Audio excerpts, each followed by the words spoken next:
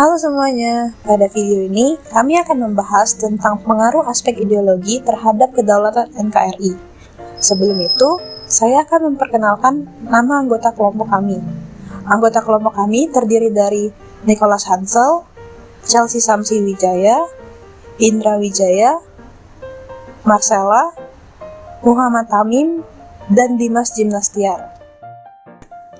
Pengaruh aspek ideologi terhadap kedaulatan NKRI.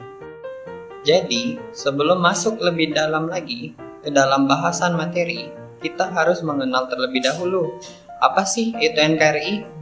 Jadi, pengertian Negara Kesatuan Republik Indonesia atau NKRI menurut UUD 1945 Pasal 1 Ayat 1, negara Indonesia adalah negara kesatuan yang berbentuk republik. Selanjutnya, negara Indonesia dikenal dengan nama Negara Kesatuan Republik Indonesia atau NKRI. Berikutnya, apa sih kedaulatan itu? Kedaulatan adalah kekuasaan tertinggi yang dimiliki atas seluruh wilayah yang ada dalam suatu negara. Dan kekuasaan tertinggi itu dipegang oleh rakyat sebagaimana diatur di dalam UUD 1945 Pasal 1 Ayat 2 yang berbunyi, kedaulatan berada di tangan rakyat dan dilaksanakan menurut Undang-Undang Dasar. Berikutnya, pengaruh aspek ideologi terhadap kedaulatan NKRI. Berkaitan dengan ideologi ini, setiap negara tentu mempunyai sebuah ideologi yang menjadi dasar dalam penetapan arah dan tujuan pembentukan negara tersebut dan berbagai peraturan yang ada. Ideologi bangsa Indonesia adalah Pancasila yang memuat aspek-aspek kehidupan bernegara. Pancasila sebagai ideologi negara harus kuat dan menjadi benteng ketahanan nasional. Oleh karena itu, adapun aspek ideologi pada hubungan ketahanan nasional tersebut. Pertama, sebagai dasar penerapan ideologi. Di dalam ketahanan nasional terdapat aspek ideologi dalam pembentukannya. Ketahanan nasional merupakan salah satu hal yang berpengaruh pada penerapan ideologi bangsa, di mana setiap warga negara dapat berpartisipasi untuk menjalankan ideologi bangsa.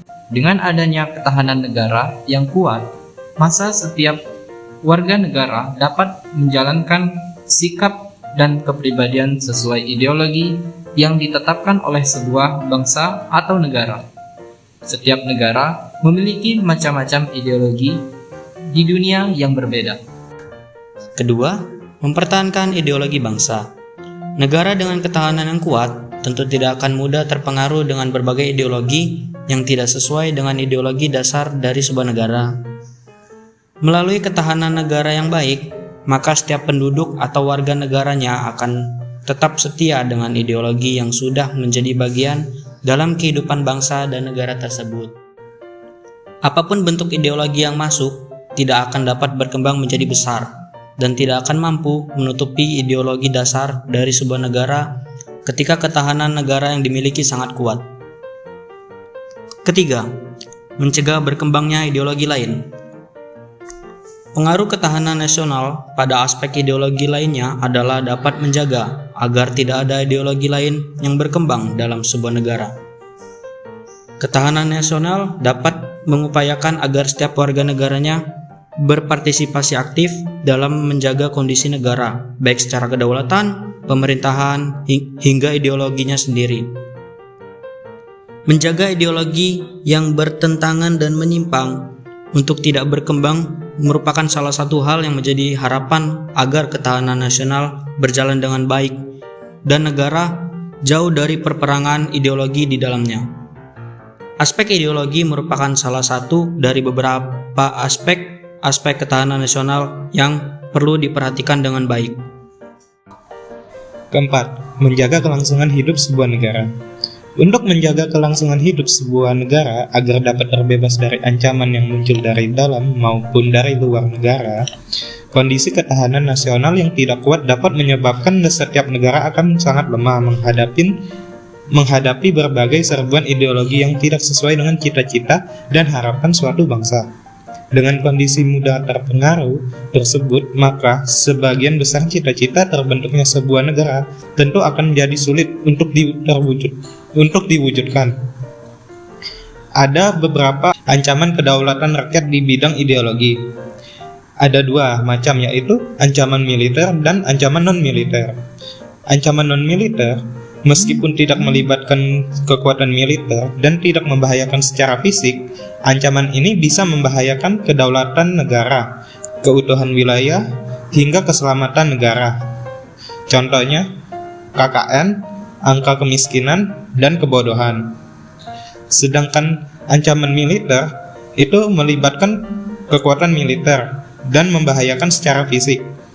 Contoh ancaman militer adalah pemberontakan bersenjata, sabotase, spionase, dan aksi teror.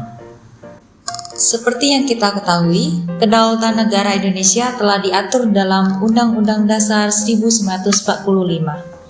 Undang-Undang Dasar 1945 menjadi dasar dan pemikiran utama untuk menjalankan kedaulatan rakyat.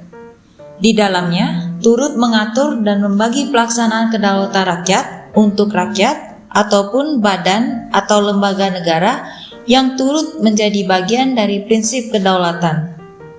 Prinsip-prinsip kedaulatan Republik Indonesia menurut Undang-Undang Dasar 1945 adalah: 1.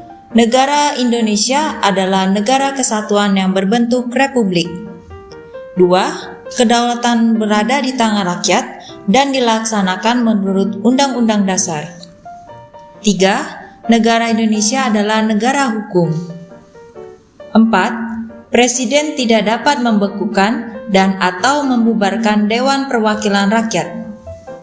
5. Menteri-menteri diangkat dan diberhentikan oleh Presiden. 6. MPR hanya dapat memberhentikan Presiden dan atau Wakil Presiden dalam masa jabatannya menurut Undang-Undang Dasar. Hal yang dapat kita lakukan untuk mengatasi ancaman di bidang ideologi adalah dengan mengamalkan sila-sila Pancasila. Berikut adalah cara pengamalan sila-sila Pancasila yang dapat kita lakukan sebagai mahasiswa atau mahasiswi. Yang pertama, mengamalkan sila pertama Pancasila dengan menghormati setiap orang yang memeluk agama yang berbeda. Kedua, mengamalkan sila kedua Pancasila dengan menghargai semua orang yang memiliki suku, ras, golongan, dan agama yang berbeda tanpa membeda-bedakan. Ketiga, mengamalkan sila ketiga Pancasila dengan tidak memandang status ekonomi, suku, ras, golongan, dan agama dalam berteman antar mahasiswa atau mahasiswi.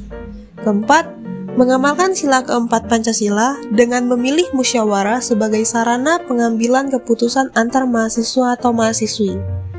Kelima, mengamalkan sila Pancasila kelima dengan bersikap adil dalam berteman tanpa membedakan status ekonomi, suku, ras, golongan, dan agama. Sekian pembahasan kami mengenai pengaruh aspek ideologi terhadap kedaulatan NKRI. Kurang lebihnya kami meminta maaf dan terima kasih sudah menonton.